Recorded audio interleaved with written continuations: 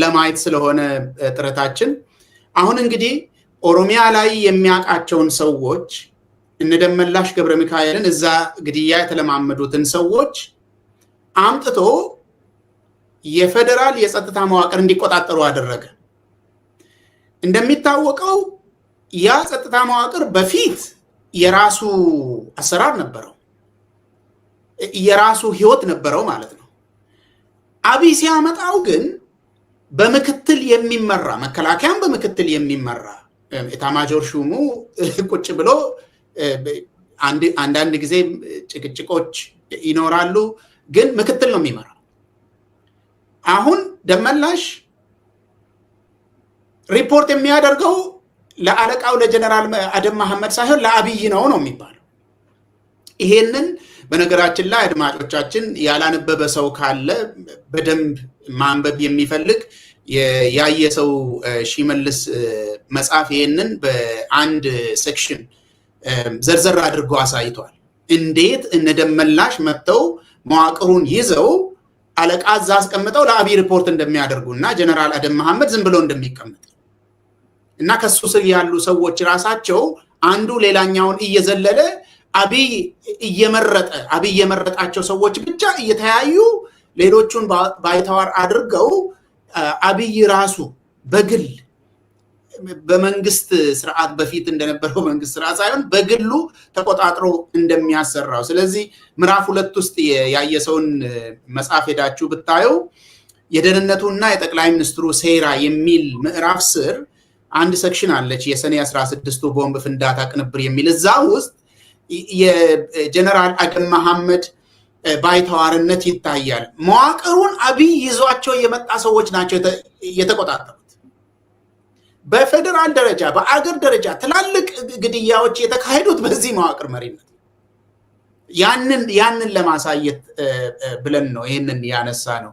እስኪ ምልኬሳ አመጣቸው። እንግዲህ አምጥቶ ይሄንን መዋቅር እንዲቆጣጠሩ አደረገ። ለምንድን ነው አሁን ጀነራል አደም መሐመድም እሱ ከመጣ ነው የተሾመው? ምንድነው ምክንያቱ? እሱ ቁጭ ብሎ ምክትሉን ማሰራት እንግዲህ እዛ ይተዋወቃሉ፣ አብሮ ብዙ ነገር ተለማምደዋል፣ አብሮ መዋቅር ዘርግተው ሰውን ሲገሉ ነበረ፣ ብዙ ጉዳት ሲያደርሱ ነበር፣ እሱ ይታወቃል። ነገር ግን ራሱ የሾመውን ጀነራል አደም መሐመድን ቁጭ አድርጎ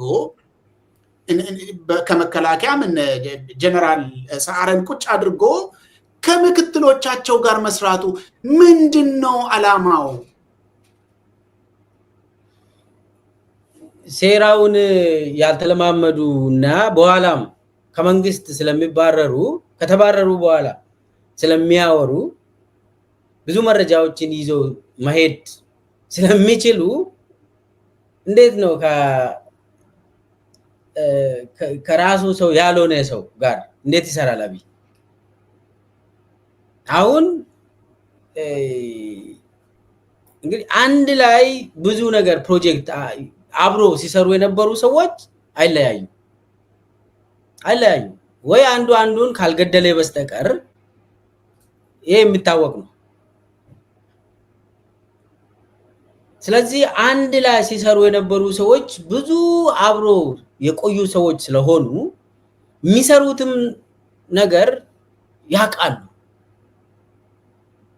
ስለዚህ ከላይ ያሉ ሰዎች ምንም ነገር የማያውቁ ሰዎች ዝም ብሎ ሪፖርት ማንበብ የተካሄደው እንደዚህ ነው ከዛ ፕሮዲዩስ የሚደረገው ለሚዲያው አውጥቶ መናገር ከዛ ውጪ ምንም ውሳኔ ውስጥ እንዲሳተፉ አይፈቀድም።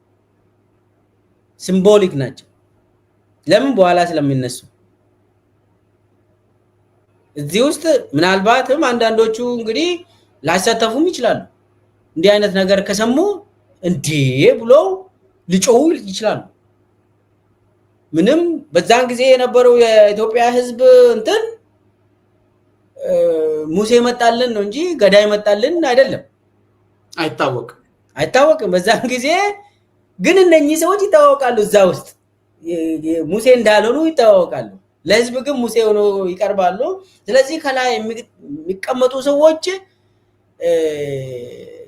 እንደው ዝም ብሎ በኋላም ይባረራሉ፣ ብዙም አይቆዩም። ለዛም ነው እዛ ውስጥ ለመጀመር ያህል ነው። በኋላ ግን ይረከባሉ። ለዛ ነው ይመስለኛል ከላይ ያሉ አመራሮች ብዙም አላወቁትም መዋቅሩ። እነሱን መሾም ሲችል የመጀመሪያ አድርጎ መሾም ሲችል የሌሎቹን በኮታ መልክ ስለሚያደርጉት ማለት ነው። ኢህአዴግ ውስጥ ብአዴንም ኦህዴድም ህዋት እንኳን ትቶ ሄዷል እዛን ጊዜ ሌሎቹም ስለሚያመጡ የነሱን ኮታ እንዳይሻማ ብሎ ነው ወይስ ለምንድን ነው እሱም የፈልጋቸውን ሰዎች ማለት አለቃ አድርጎ ሾሞ አንደኛውን ለምን አልተገላገለ? ለምን ምክትል አድርጎ ይጨነቃል? ከጅምሩ አይሆንም። ለምን አንተ ዝም ብለህ ሰብስበህ አብረህ የነበርከው ሰዎችን አምጥተህ መትከል ለእንትኑም ለድራማው አይመችም። ይሄ ለስክሪፕቱ ኦልሬዲ ተጽፎ መጥቷል። ተዋናዮቹም ይታወቃሉ። ግን እንትኑን በደንብ ፐርፎርም ለማድረግ ስልጠና ያልወሰዱ አክተሮችን አምጥተህ ምንም ሊሰሩልህ አይችሉም። ስለዚህ ዋናው ዓላማው ያቺ የስልጣን ምሰሶ ስለሆነች እናም ስርዓቱን ማፍረስ ስለሆነ የራሱን መዋቅር መዘርጋትም ስለሆነ ከስር ሆኖ ነው መጀመሩ ነው የሚሻለው እስከተወሰነ ድረስ። ከዛ ሁሉንም ነገር ካፈራረሰ በኋላ ምንም ማንንም አይፈራም። ከዛ በኋላ የራሱ ሰው ሳይነቃ ነው እንግዲህ እንዳለ የተቆጣጠሩት። ሰው ሳያቅ ሰው ደስታውን እየገለጸ ኦሮሚያ ላይም ኮሬ ነገኛ የሚባል የጸጥታ መዋቅር የግድያ መዋቅር የተዘረጋው ህዝቡ እየደገፈ እየዘፈነ የኛ ልጅ መጣ እያለ ነው የግድያ መዋቅር እየተዘረጋበት። በዚሁ ወደ ሰኔ 16ቱ ግድያ እንሂድ ከሙዚቃ ሽግግር በኋላ።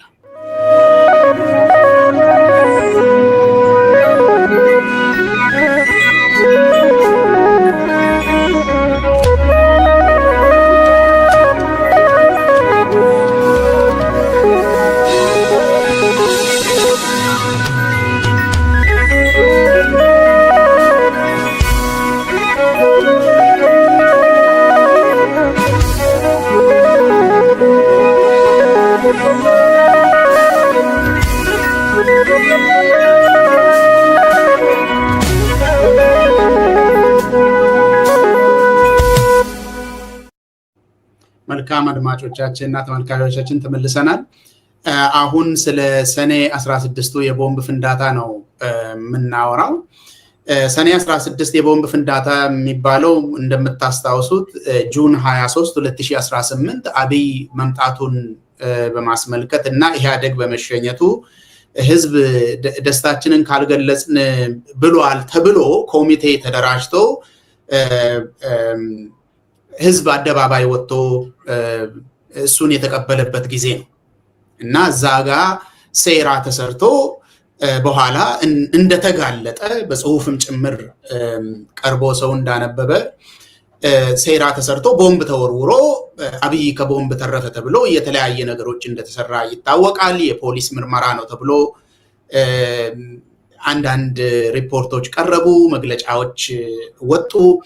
እዛ ላይ ግን 2 ሰዎች ህይወታቸው እንደጠፋና ብዙ ሰዎች እንደቆሰሉ የሚታወቅ ነገር ነው እና ይሄ ነገር ብዙ ዘመናትን ስላስቆጠረ ብቻ ዝም ብለን እንደዚሁ አንዳንድ ጥቅል የሆኑ መረጃዎችን ለማንሳት ነው እንጂ የምታውቁትን ለመድገም አይደለም እና ያንን አንደግምም። የምታውቁትን በአደባባይ የታዩትን በአንዳንድ ሰዎች ጽሁፍ ጽፈው ያስነበቡንን ነገሮች እሱን አንደግምም።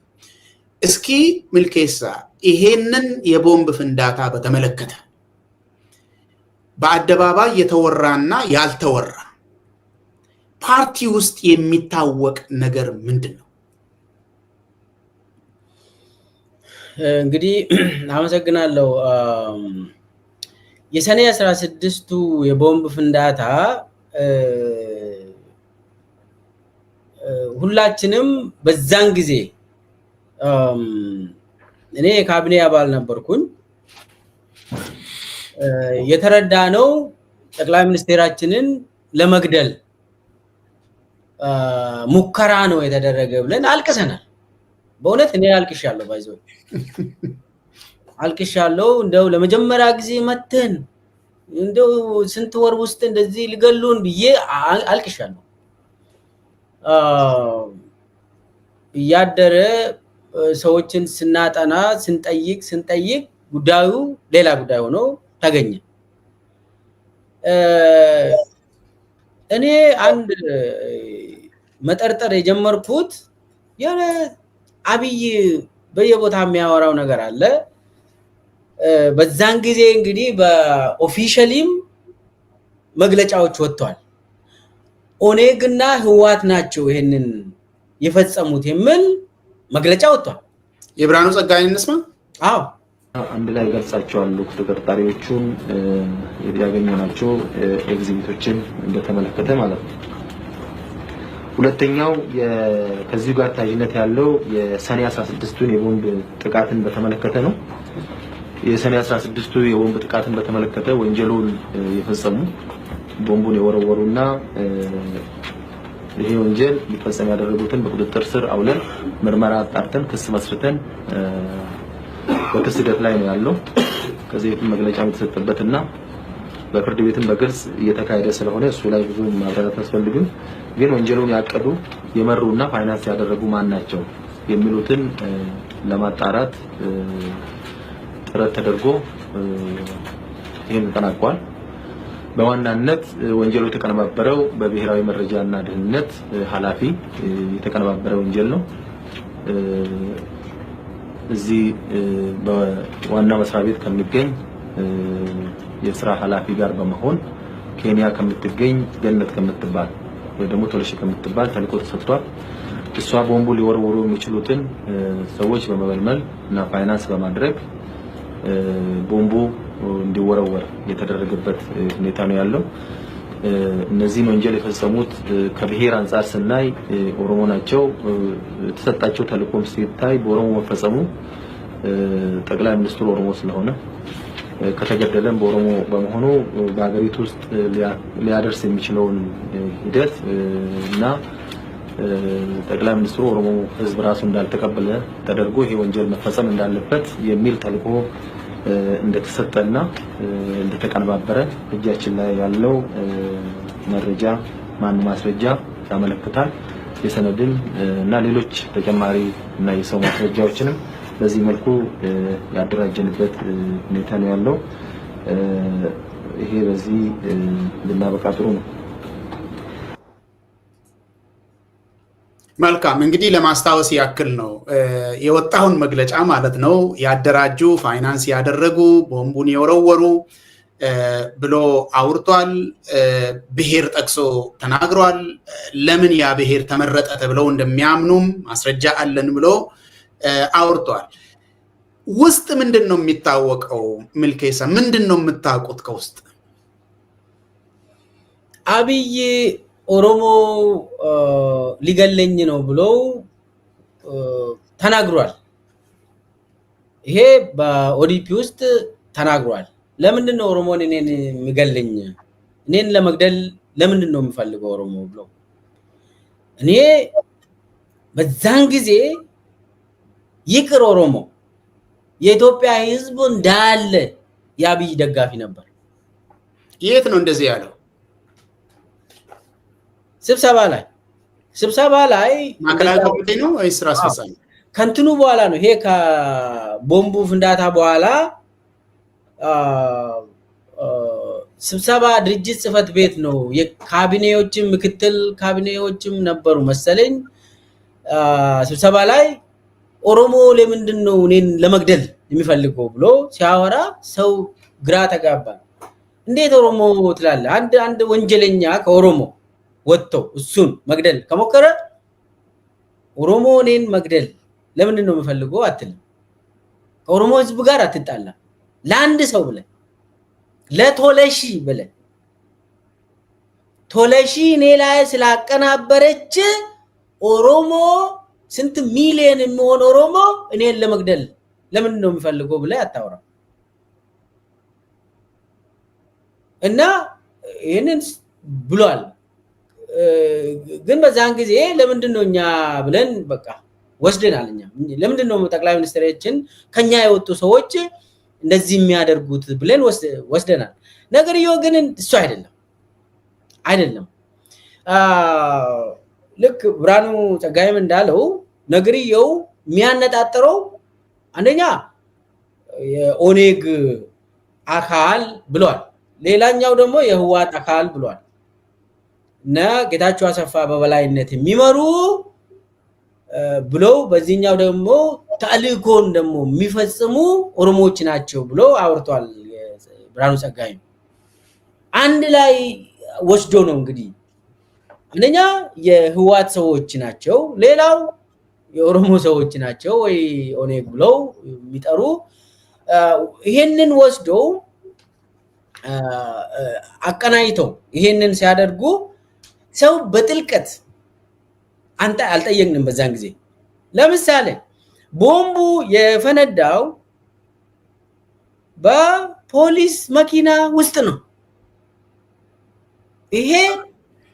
ይሄ ታወቀ ነው ይሄ በሚዲያም ተነግሯል እንዴት ነው የፖሊስ መኪና በዛን ጊዜ እኮ የድጋፍ ሰልፍ ለማካሄድ ከአንድ ቀን በፊት ነው ፌደራል ፖሊስ አካባቢውን የተረከበው አጽድቶ ደግሞ የፌደራል ፖሊስ መኪና በዛ በኩል አልፍ የመንግስት መኪና ብቻ ነው እዛ አካባቢ የሚገባው የመንግስት መኪና የፖሊስ መኪና ነው የተቃጠለው የሰው ሁለት ሰው ህይወት አልፏል በዛ ምክንያት አብይን ደግፎ ሰልፍ የወጡ ሰዎች ሞቷል አንደኛ ያ መኪና ውስጥ ያስገቡ ጉዳይ ነበር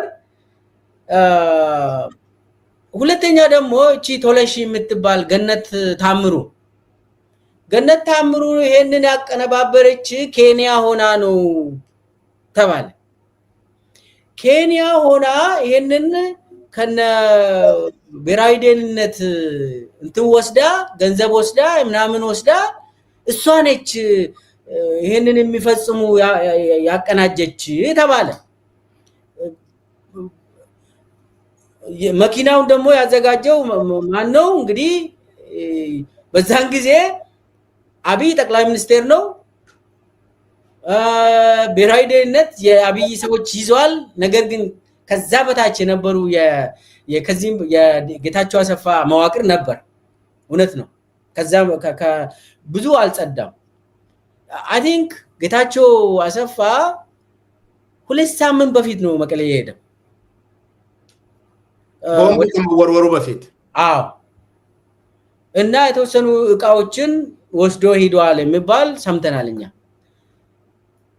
እንግዲህ ቶለሺ ከፖሊሶች ጋር ሆና ነው እዛ ሆና የምታቀነባብረው ወይስ እዚህ ኬንያ ነች ተባለ ያው ቶለሺ ገነት ታምሩ የምትባለው ይሄንን የሚፈጽሙ ደግሞ እዚህ ነው የመለመለች ተባለ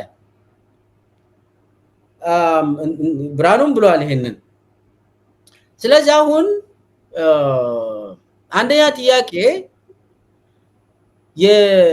ይሄንን ካራክተር የፈጠሩት በዛን ጊዜ ኦኔግ ባዘው ወጥቶ ቶለሺ የምትባል አናቅም የኛ አባልም አይደለችም መዋቅራችንም አይደለችም እኛ ጠቅላይ ሚኒስቴራችን ላይ የተደረገውን የግድያ ሙከራ እናወግዛለን ብሎ መግለጫ አወጡ እሱን ላነሳለ ነበር ምክንያቱም ቶለሺ የኦነግ አባል ናት ነው የተባለው አዎ ያንን ወንጀል ለከፊሉን ለኦነግ ለመስጠት ማለት ነው ገና ምንም ችግር ሳይፈጠር ያንን ለኦነግ ለመስጠት ተደርጓል ግን መግለጫ አውጥቶ ፓርቲው ተቃውሟል ቀጥል እና ቶለሺ በነገራችን ላይ እንደምሰማ አሁን ኢትዮጵያ ነች ገነት ሰዎች የሚነግሩኝ ኢትዮጵያ ውስጥ ነች ገነት ታምሩ ኬንያ ውስጥ ነበረች እና አሁን ተመልሳለች የሚባል ወሬ ሰምቻለሁ እርግጠኛ አይደለም ግን እና ይሄንን አቀነባበሩና ዋናው ግን በነገራችን ላይ ይሄ ፍንዳታው በፕሮግራሙ መሰረት አብይ ንግግሩን ከጨረሰ በኋላ ነው ፍንዳታው የተሰማው። አብይ ንግግሩን ካደረገ በኋላ ነው እና በተሳካ ሁኔታ እንትኑ ከጨረሰ በኋላ ፍንዳታው ተሰማ። ወዲያውኑ ቤተመንግስት ተገኘና መግለጫ ሰጠ እና ጋዜጠኞችም እዛ ጠብቆ ነው እንግዲህ እሱን የጠበቁት። ቤተመንግስት ውስጥ ተዘጋጅቶ ኤቭሪቲንግ እዛ ሂዶ ነው። ልክ እዛ ገብቶ ምን አለ? የቀንጅቦች ናቸው እንደዚህ ያደረጉኝ አለ። የቀንጅቦች ከዛ የቀንጅቦች ማን እንደሆነ ወዲያውኑ ነው ትራንስሌሽን ተሰጥቶት ከዚህም በፊት እንትናችንን ኢትዮጵያን እንትን ሲያደርጉ የነበሩ የቀንጅብ ሲባል እንግዲህ የህዋት ሰዎች ናቸው ማለቱ ነው። ወደ ኦሮሚያ ሲመጣ ደግሞ ከኦኔግ ጋር ያይዘው ኦሮሞ እንደዚህ ያደረገኝ ነው የሚሆነው ብሏል። ደን አንድ ላይ ጦርነቱ ሁለቱም ቦታ እንዲካሄድ ተደረገ። ግን at the end of the day አብይ በተሳካ ሁኔታ ያንን ተጠቅሞ አንደኛ ከብሔራዊ ደህንነት የትግራይ ሰዎችን አጸዳ፣ የህዋት ሰዎችን አጸዳ። ሁለተኛ ተስፋዬ ኡርጌ የሚባል የጸረ ሽብር ላይ የነበረው በፌደራል በብሔራዊ ደህንነት ውስጥ የነበረው ተስፋዬ ኡርጌን አሰሩት፣ ማዕከላዊ ገባሱ እና ኢንሳ ውስጥም ፌደራል ፖሊስ ውስጥም አዲስ አበባ ከተማ ፖሊስ ምክትል ኮሚሽነር ጭምር ጨምሮ አጸዳ። አብይ ሙሉ በሙሉ የእንትን መዋቅሩን እዚያ አካባቢ ያሉትን መዋቅር ሙሉ በሙሉ አጸዳ። ይሄንን ተጠቅሞ ምናልባት ሰውን ግራንዳ ያጋባ ምልከስ አጸዳ ማለት ማባረር የሚፈልጋቸውን ሰዎች አባረረ ለማለት ፈልገ ነው አይደለም? በፊት የነበሩ ሰዎችን አባሮ በራሱ ሰዎች ተካ ነው። በፊት ሁለተኛ ረድፍ ላይ የተቀመጡ በፊት ቅድም የተናገርናቸው ሰዎች እነ ደመላሻው ወደፊት ነው የሚመጡት በዚህ ምክንያት አይደለም? ቀጥል። እነ ደመላሽ ወደ ከፍተኛ አመራርነት ከዛ ቀጥሎ ግን ማአት መዋቅር አለ። የብሔራዊ ደህንነት መዋቅር በጣም ሰፊ ነው። እሱን ተረከበ ማለት ነው። በራሱ ሰው የራሱ ሰው ተረከበ ሙሉ ከላይ እስከ ታች። እንግዲህ ይሄ ነገር ዋናው ጎሉ መጥቷል። ነገር ግን ትንሽ ወደ ኋላ መለስ ብዬ እንዴት ነው ይሄ ሰልፍ የተካሄደው? ለምንስ አስፈለገ? ማን ነው ኢኒሼት ያደረገ? ምለውን ነገር ጠቀስ ማድረግ አስፈላጊ ነው። ይሄ የድጋፍ ሰልፍ ነው። አብይን እንደግፍ ተብሎ ድጋፍ ሰልፍ ሶስት ሰዎች ናቸው የድጋፍ ሰልፉን ያቀናበሩት። እና አብይን አገኙና የድጋፍ ሰልፍ እናዘጋጅ ብሎ ጠየቁ።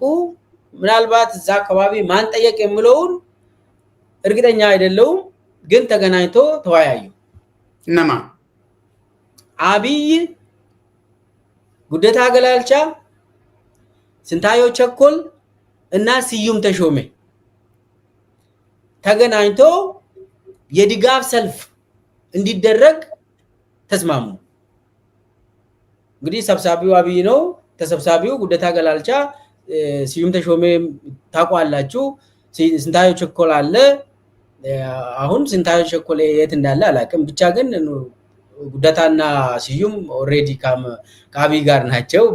አሁንም በአጃቢዎች በመንግስት አጃቢ ነው የሚሄዱት፣ በመንግስት መኪና ነው የሚሄዱት። በጣም ሲሪየስሊ እንትን ናቸው፣ ስልጣናቸው ከፍ ያለ ስልጣን ነው ያላቸው። እና እነኚህ ሶስቱ ሰዎች የድጋፍ ሰልፉን አዘጋጁ። በበላይነት ደግሞ ሰልፉን በፖለቲካ፣ በሎጂስቲክስ፣ በገንዘብ even በመፈክሮችን ሁሉ መምረጥና ፕሪንት በማድረግ በበላይነት ሁለት ሰዎች ናቸው ሲመሩ የነበሩት። ይሄንን አቋሉ አዲሱ አረጋና ሽመልስ አብዲሳ ናቸው። በበላይነት የድጋፍ ሰልፉን በፖለቲካ ደረጃ የሚመሩት ከኦሮሚያ ሽመልስ አብዲሳና አዲሱ አረጋ ናቸው። እና አስታውሳለሁ የመኪናዎችን ከን ነው የምንወስደው ሲባል ከአዲስ አበባ ወሰዱ ተባለ፣ ገንዘብ ከዛ ወሰዱ ምናምን ተባለ። እና በዚህ ደረጃ ነው የድጋፍ ሰልፍ የተዘጋጀው። እንግዲህ ፍንዳታውን ያውቃሉ አያውቁም አላውቅም። እነ ስዩም ተሾመ እነ ጉደታ ገላልቻ እነ ሲንታዮ ቸኮል ይሄንን የድጋፍ ሰልፍ ሲያቀናብሩ የሚከሰተውን የቦምብ ፍንዳታውን ያውቃሉ ምናምን አላውቅም። ይሄንን ነገር ግን እነሱ ይሄንን አቀናጁ። እንግዲህ አብይም ራሱን አዘጋጅቶ የማንዴላ ልብስ ለብሰው ያቺ ቲሸርት ሁላችንም እናስታውሳለን። የማንዴላ ምናምን ቲሸርት እንትን አድርጎ ኮፊያ አድርጎ በጣም በቃ መጥቶ ተናገረ። እሱ ከጨረሰ ያንን ካረጋገጡ በኋላ ነው እንግዲህ ያቺን ፍንዳታ ያደረጉት። ፍንዳታውን ቦምብ ፍንዳታው ከተከሰተ በኋላ ቀጥታ ወደ ቤተ መንግስት በሩጫ ገብቶ መግለጫ ሰጠ። በመግለጫው ምንም ሳይጣራ ምንም እንትን ሳይባል በፖሊስ ሳይመረመር ማን ነው እንደዚህ ያደረገ ተባለ። በቀጥታ ለኢትዮጵያ ሕዝብ የቀንጅቦች ተባለ። የቀንጅቦችን የአዋሳ ላይ ጥል የተጀመረ ጊዜ በወላይታ እና በሲዳማ ተወላጆች መካከል የተደረገ ጊዜ ነው የጀመረው ይሄ ሰውዬ። እዛ ላይ አረም የምትባል ቃል ደግሞ ጨምሮ ነበረ ዛን ጊዜ እና ሁሉንም ነገር ወደ የትግራይ ተወላጆች የመውሰድ አዝማሚያ ነው የነበረው።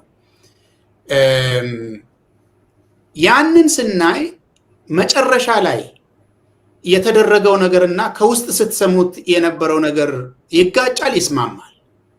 በአንተ እይታ? በዛን ጊዜ አለቀስን፣ በኋላ ግን አዘን። እኔ መጀመሪያ ያለቀስኩበት ሁኔታ አስታውሳለሁ፣ የግድያ ሙከራ ነው ብዬ። በኋላ ግን ስናጣራ የግድያ ሙከራ አይደለም፣ ይሄ በጣም የተቀናጀ ግብ ያለው የተቀነባበረ በአብይ ራሱ ግድያ እንትን በመዋቅሩ የተደራጀ እንትን መሆኑን በኋላ ስንረዳ አንደኛ ኤፍቢአይ ዛሂዶ መርምሯል። ምንም አይነት የጠቅላይ ሚኒስቴሩን የመግደል ሙከራ አልተደረገም። የተያዙትም ሰዎች አሻራቸው እዛ የተገኘ ነገር ምንም የሚገናኝ አይደለም የሚል ውጤት ነው እነሱ የመለሱት። አሁን የቦምብ ፍንዳታውን ሳናጠቃልል በፊት ውጤት ነበረው ያ ነገር። አብይ አንደኛ ራሱን ተጎጂ ቪክቲም አድርጎ ነው ያቀረበው በዛ እና በቃ ይበልጡ በቃ ቀጥሎም ሰው እኔን እያለ ሰውን የመግደል ሙከራ ያደርጋል ብሎ ማሰብ ሌላ ነገር ነው። ግን እሱ ላይ ግድያ ተደርጓል ተብሎ ህዝቡ የማዘን እሱን ታርጌት እያደረጉብን ነው፣ ታርጌት የሚያደርጉት ደግሞ ህዋቶች ናቸው፣ ሲሰፋ ደግሞ ትግራዋይ ናቸው የሚል ነው። ምንም ሌላ ነገር የለም። እሱም በአፉ አውጥቶ ትግራዋይ ባይልም አንድ ጊዜ አረም አንድ ጊዜ የቀንጅብ እያለ የሚናገረው ያንን ነገር ነው ለመግለጽ የሚሞክረው ማለት ነው።